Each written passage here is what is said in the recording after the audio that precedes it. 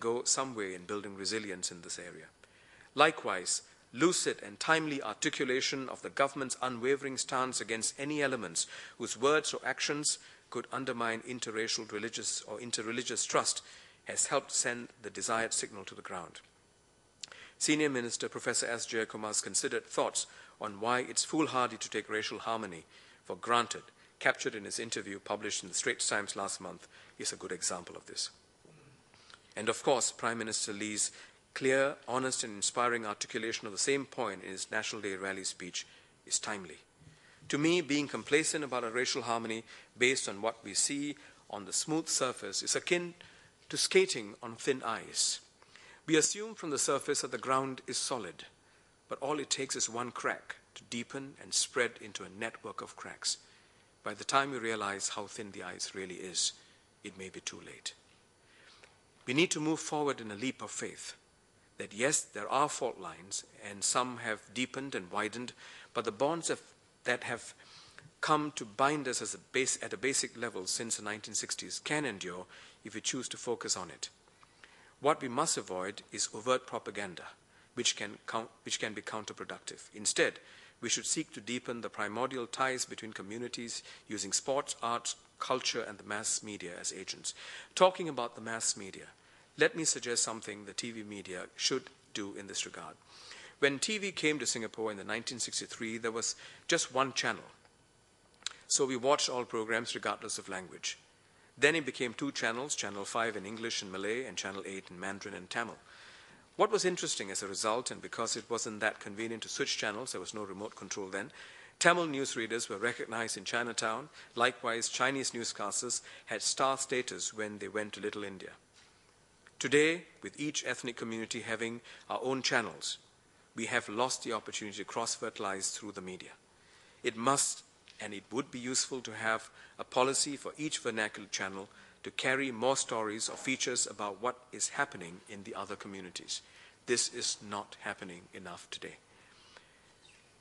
The third key tenet of the pledge is about building a democratic society based on justice and equality.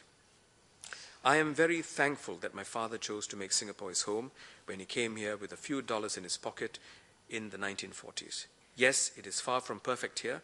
I certainly have issues, many things in this country, but would I wish to raise my 10-year-old daughter anywhere else? The answer is a clear no. Yes, I do lament our lack of freedom to express ourselves and the government's seemingly unmitigated grip on power and what appears to be an inconsistent willingness to listen to public sentiment that does not suit it. Yet, how can I not appreciate what I have received from my country in spite of these setbacks, and in some cases because of them? Equal opportunity, meritocracy, and pragmatism were the underlying principles of governance that allowed us to grab opportunities and prosper. However, even as we hold on to these values, we need to recognize that the lay of the land has changed, and drastically in some ways. The freedom for citizens to express themselves, a free press, and a truly level playing field in politics for a credible multi-party system to evolve, all of which are fundamentals of democracy, were placed on the back burners to make way for progress and prosperity, I feel. Perhaps we needed to accept the trade-off as part of the social contract. The outcome of progress was affluent and an educated and sophisticated populace whose needs have gone several notches higher. A roof over the head, a clean living environment, a good education, and good healthcare system. Today, these are for many Singaporeans nothing more than basic factors, things any good government is expected to deliver. In short, the government has created conditions for success, which in turn today gives it the challenge of managing that success and the expectations that come with it. Accountability requires the government to go beyond lip service in addressing the call for greater democracy, civil liberties, and choices. In the political arena, a more level playing field, especially in the management of elections and media coverage. What is increasingly demanded is fairness and justice, not just in form but substance. Yes, it is ridiculous to expect the incumbent party in government to facilitate the opposition parties to win more seats in parliament, but what is asked for is that the government desists from making it more difficult than necessary in an unfair and undemocratic manner for the opposition to gain success, through last-minute changes in electoral boundaries or a lack of media coverage, or what can sometimes be seen as a biased coverage. In my view, it is the duty of a responsible government to help evolve a political climate that encourages greater interest and participation from the people. If not, people are likely to feel increasingly alienated and disenfranchised, resulting in apathy and worse, cynicism. I fear this is already happening. But thanks to the advent of the internet and new media, there appears to be a resurgence of interest in the people to engage in debate on issues. I think there is a growing sense of restlessness and even helplessness with what is viewed as a media that's aligned with the government. Many in this group are now vacillating towards cyberspace, seeking out and contributing contrary viewpoints, often explicitly anti-establishment. This is gaining momentum, given the ubiquitous nature of the internet and the growing number of net-savvy Singaporeans and PRs. While some illuminating and thought-provoking ideas are raised in the cyber sites, it is not uncommon to find misinformation and at times, I suspect, even disinformation circulating. The tone can be angry and sometimes downright caustic, seasoned with a good dose of vulgarities.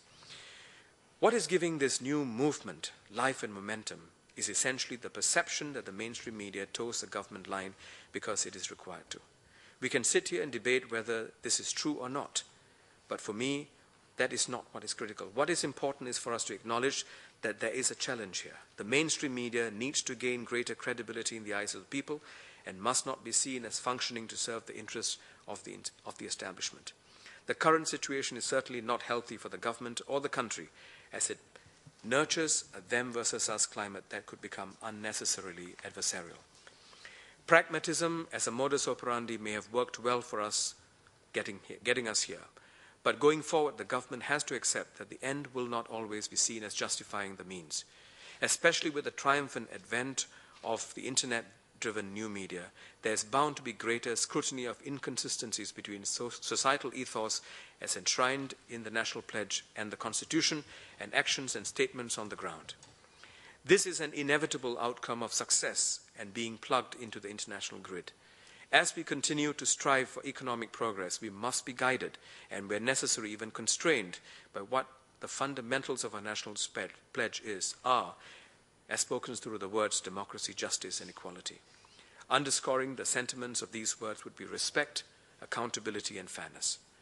The notion of justice is intrinsically linked to fairness.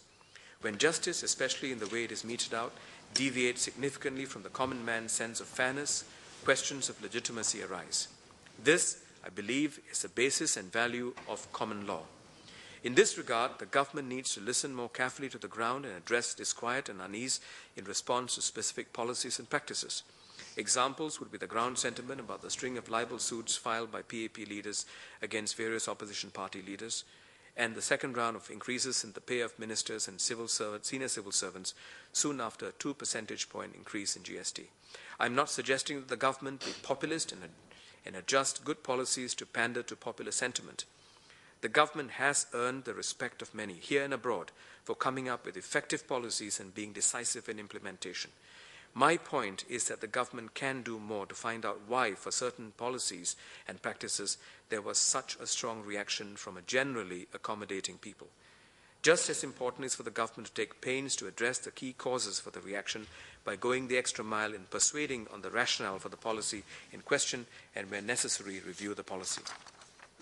The last tenet I'd like to discuss is what it means to achieve happiness, prosperity, and progress. When the National Pledge was crafted in the 1960s, life and aspirations were relatively simple. Common wisdom dictated that economic prosperity and progress led to happiness, and quite often this was right. Today, the scenario is quite different. Society is more sophisticated, better educated, traveled, exposed to thoughts, ideas, and ideals.